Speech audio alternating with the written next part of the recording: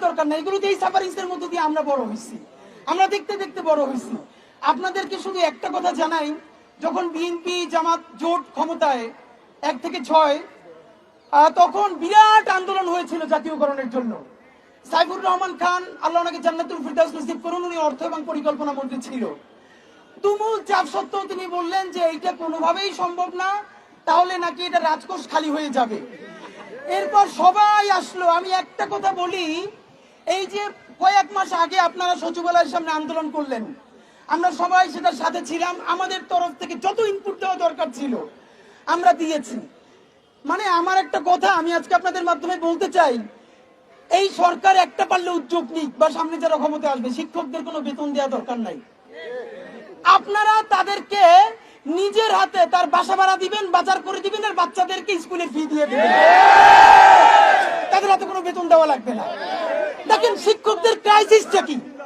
একজন শিক্ষক, একটা মাধ্যমিক স্কুলের যিনি এমপিওভুক্ত বেসরকারি শিক্ষক, অনেকেই বাংলাদেশে জানে না, আমরা যে সমালোচনা করি, আমার বোনও শিক্ষক, তো আমরা মজা করে অনেক সময় বলি যে তোরা ঠিক মতো ক্লাস নাও না, তোদের তো বেতনই দেওয়া উচিত না, খালি বন্ধ। তখন সে বলে যে বাংলাদেশের মাধ্যমিক শিক্ষকরা যেই টাকা বেতন পায়, এরা যে ভাড়া দিয়ে স্কুলে বা কলেজে যায় আর আসে, এই জন্যই সরকারের সারাদিন প্রশংসা করা উচিত। আমরা সারাদিন বলি কি যে তারা প্রাইভেট পড়ায়, ভাই ভিকারুন্নেসার শিক্ষক, আইডিয়াল, নটরডেমের শিক্ষক মানে সারা বাংলাদেশের শিক্ষকরা না। এই যে আমরা দেখি 10টায় ক্লাস, তার আগে সকাল 7টা থেকে একজন টিচার 10টা পর্যন্ত টিউশন করান, আবার বিকাল থেকে রাত্রির পর্যন্ত টিউশন করান।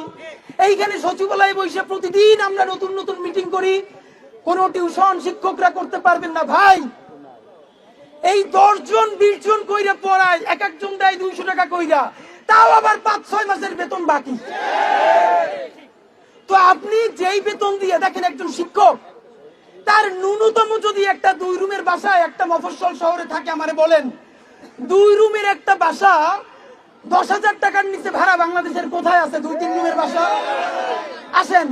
তার যদি 2টা বাচ্চা থাকে, সে যেহেতু শিক্ষক মানুষ, তার বাচ্চাটারে তো সে ন্যূনতম একটু ভালো জায়গায় পড়াইতে চায়, সে এইটা পড়াইতে গিয়া তারপরে বাসায় বাজার কি করে তার কোনো অবস্থা থাকে না। কোন শিক্ষককে আমি গ্যারান্টি দিয়ে বলি, বাংলাদেশের যে দোকানদার ভাইরা আছে, মুদির দোকান, তারা শিক্ষকদেরকে মর্যাদা দেয় না। কারণ দেখে পুরো মাস সে বাকিতে খায়, বেতন পাওয়ার পর অর্ধেক টাকা দেওয়ার আগে আবার তার বাকির খাতা শুরু হয়ে যায়। যারা অঙ্ক পড়ায়, ইংলিশ পড়ায় অথবা সায়েন্সের সাবজেক্ট পড়ায়, তারা 5-10টা টিউশন দিয়ে কোনো মতে চলে।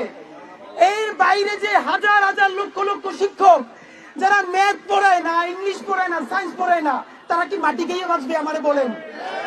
এবং শিক্ষকদের সামাজিক মর্যাদা এমন, এখন শিক্ষকদের সাথে কোন বাবা মা বাচ্চাদেরকে মেয়েদেরকে বিয়ে দিতে চায় না।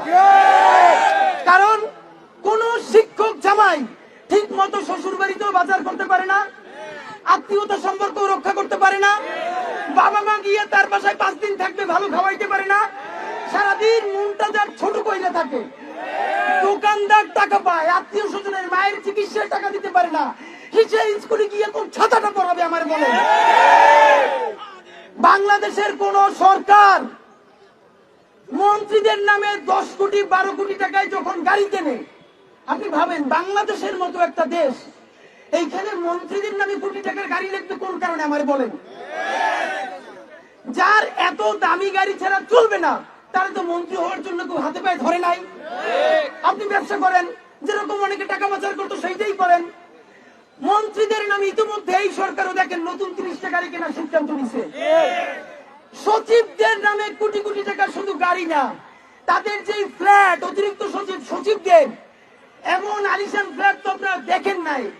সচিবরা অসুস্থ হয়ে যায় কেন?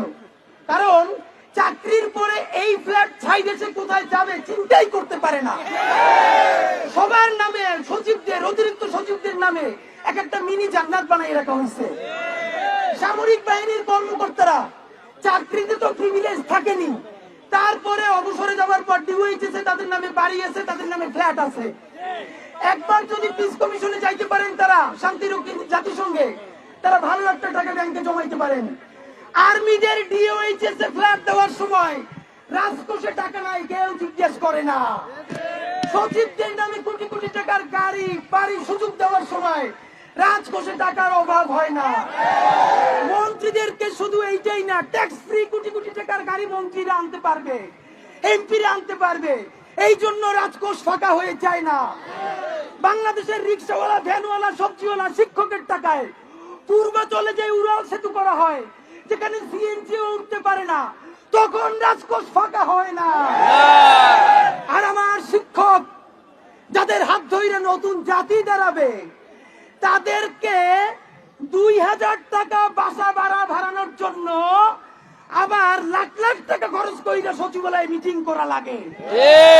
তাদেরকে বেতন কতটুকু বাড়ানো দরকার, এইটার জন্য পারলে সচিবালয় থেকে বিদেশে 1 কোটি টাকা খরচ কইরা সফর দিয়ে আসা লাগে। সরকার আপনার বিনীত অনুরোধ জানাই, আবার সকল রাজনৈতিক দলগুলো করতেছে আর একটা রাজনীতি। সরকার যদি জাতীয়করণের উদ্যোগ নেয়, বলে না এটা আপনারা কইলেন না, এটা আমরা ইচ্ছা করবো, তাইলে আমাদের নাম হবে। এর আগে বিএনপি, তারপরে আওয়ামী লীগ, মানে শিক্ষকদের নিয়ে রাজনীতি ঠিক মতো আছে, শিক্ষকদের তকদিরে আর কোনো পরিবর্তন নাই।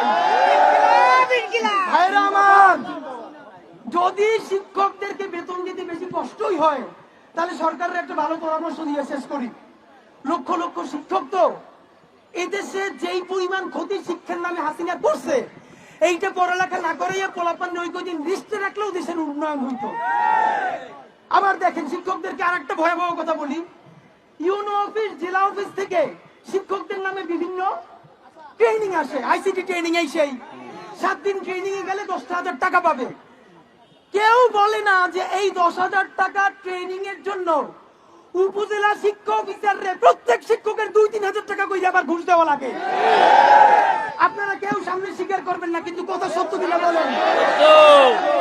একটা ঢাকায় যদি ট্রেনিং এ আসে, সেই ট্রেনিং এর জন্য প্রথম দেওয়া লাগে উপজেলা শিক্ষা অফিসারের অ্যাসিস্ট্যান্ট রাখা যায়। তারপরে এটা এখন আর টাকায় না, এখন হলো পার্সেন্টেজ পুরো প্রোগ্রামের। এখন আবার কেমন হইছে, যাবে শিক্ষক একটা উপজেলা দিয়ে 10 জন, এখন 10 জনই বলছে ঠিক আছে আমি 2000 টাকা করে দিব। তখন নিলাম হাঁকায়, কিরম নিলাম, যে তার পুরো যেই টাকা পাবে তার থেকে যত পার্সেন্ট বেশি দিবে তাদেরকে তারা নাম পাঠাবে।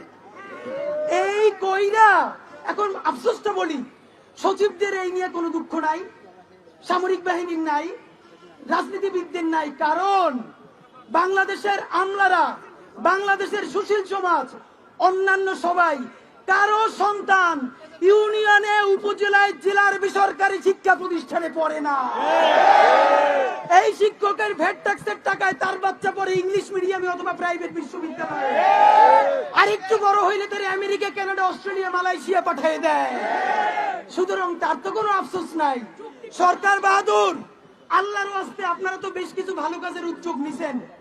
এই দাড়িপাকা শিক্ষকরা অল্প কয়টা টাকা বেতন বাড়ানোর জন্য এই যে আজকে কালকে মার খাইলো এখানে আছে, এদের 90% এদের বাড়ি থেকে টাকা ধার কইরে এই প্রোগ্রামে আসছে। প্রতিবার টাকা ধার কইরে আসার সময় বলে এবার দাবি আদায় হবে, আর সমস্যা নাই। কোনদিন দাবি আদায় হয় না, এখন তাদেরকে মানুষ টাকাও ধার দেয় না। যদি দেশ বাঁচাইতে চান, শিক্ষা বাঁচাইতে হবে। শিক্ষক না বাঁচলে শিক্ষা বাঁচবে না। যদি মনে করেন আপনাদের একটু ব্রেক নেওয়া দরকার, তাইলে সরকারকে সর্বশেষ অনুরোধ, লেখাপড়া তো অনেক হয়েছে হাসিনার আমলে, পোলাপান লাগে বছরখানেক রেস্টে থাকুক, শিক্ষকরাও রেস্টে থাকুক। আপনারা ফাঁকে রাজকোষে একটু টাকা জমাই ফেলেন। শিক্ষকদেরকে ন্যূনতম এখন তাদেরকে বাসা ভাড়া দেয় 1500, বাড়াইছে 1500। তাইলে শিক্ষা উপদেষ্টা আপনারে বলি 1500 টাকা না, 15,000 টাকায় ইনকিলাব মঞ্চে আপনারে একটা বাসা ভাড়া করে দিবে, আপনি থাকবেন? যদি 15,000 টাকা বাসা ভাড়ায় আপনি এখন এবং মরা পর্যন্ত থাকতে পারেন, তাইলে আমাদের শিক্ষকদের কোনো সমস্যা নাই।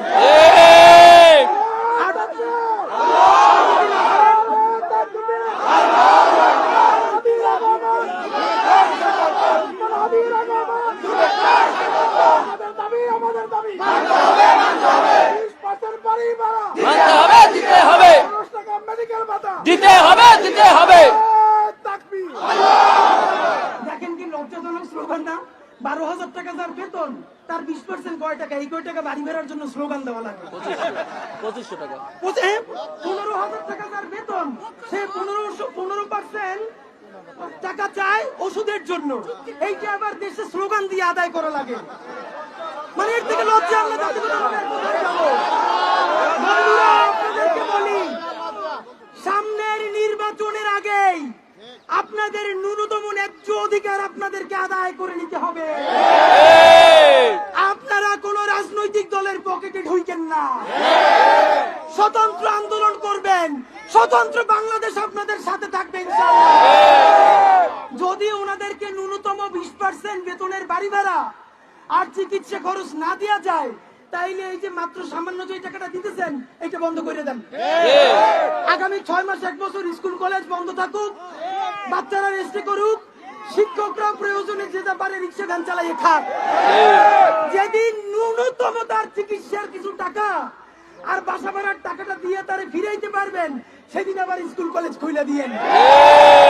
সম্মানিত শিক্ষক মহোদয়, আপনাদের জন্য শুধুই আমরা দোয়া করি এবং আপনাদের সকল ন্যায্য আন্দোলনে ইনকিলাব মঞ্চ আপনাদের সাথে আছে। বাংলাদেশ জিন্দাবাদ, ইনকিলাব জিন্দাবাদ, ইনকিলাব।